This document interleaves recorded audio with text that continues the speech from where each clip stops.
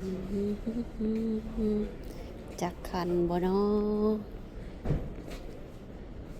เอาจักคันบ่เนาะจักคันบ่นี่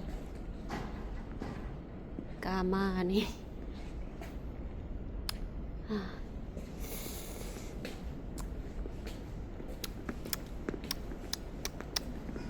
เสบตาเว้ย เสบตาเว้ยเบนว้าวไปหมักนี้ฮะไปทำหมักคันนี้เด้คันนี้เด้ไปหมักค่ะว้าว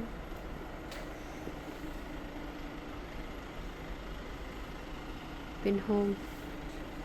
จอดรถของศูนย์ขายรถมือสองเนาะอยู่ชวนมีทั้งหมดเก่าสันโบรวมสันตะดินแม่นะสี่สันเก่า11 12เป็น12สันเนาะมีเป็นโฮงจอดรถแบบนี้หมดเลย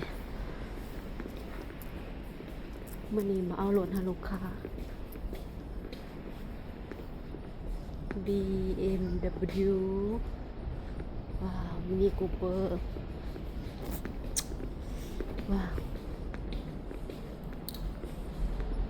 นี่เหล็กเป้าอีกเป้ามักแฟดอีกแลมโบกินีเอามาขี่อยู่บ้านเฮาบ่เนาะ โอ้สีนี่มาสเตงว้าว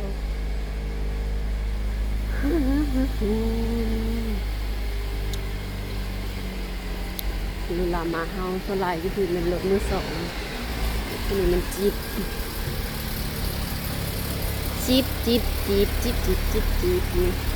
เราจะเป็นคันนี้แหละ